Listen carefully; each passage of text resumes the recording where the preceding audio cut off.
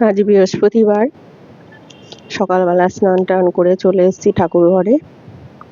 বৃহস্পতিবার মানেই অনেক কাজ ঠাকুর ঘরের, প্রচুর বাসন পড়ে, সেই বাসন ধোয়া, তারপরে গোছানো, ঠাকুরের কাপড় চোপড় পাল্টানো, ঠাকুর স্নান করানো, সবই থাকে।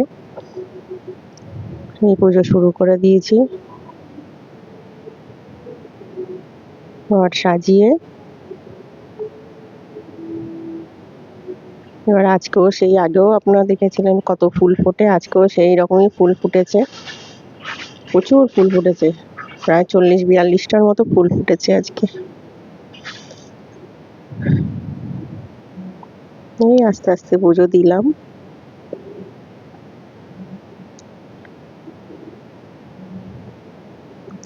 এইবারে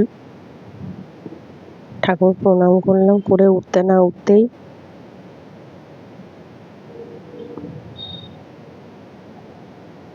অনেক ফুল ফুটলে ভালোও লাগে, পুজো দিতে খুব ভালো লাগে। বসে বসে মনে হয় পুজোই দিই, অনেকক্ষণ ধরে পুজো দিয়েছি আজকে, খুব ভালো লাগে। ঠাকুর ঘরে বসলে মনে শান্তি আসে। পুজো দিয়ে উঠতে না উঠতেই ব্যাস, নাতি এসে হাজির।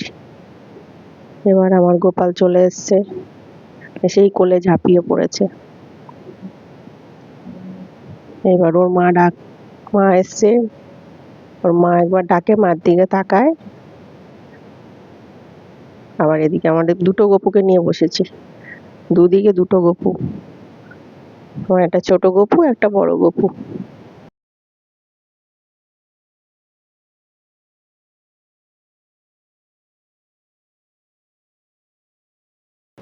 এটা ওটা ধরে টানাটানি করতে থাকে,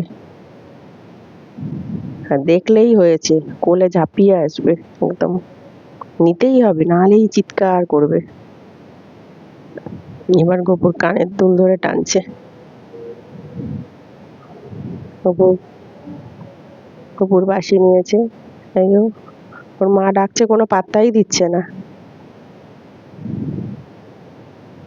একবার মা ডাকলে একবার করে তাকায়, আবার ওর এখন গপুকেই ধরে টানবে, এই করবে ও।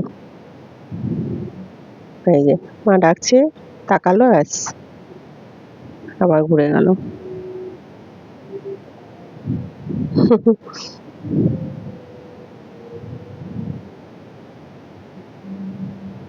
ঠাকুর ঘরে থাকি, যেখানেই থাকি, একবার ডাক দিলেই সঙ্গে সঙ্গে সঙ্গে সঙ্গে তাকাবে, একদম লাফ দেবে। তারপরে তো বিকাল হয়েছে, এবার বিকালবেলা ছাদে নিয়ে যেতেই হবে, ছাদে না নিয়ে গেলেই চিৎকার করবে, ঘরে নিয়ে চলো। এই নিয়ে একটু ঘুরিয়ে নিয়ে এলাম ছাদ থেকে।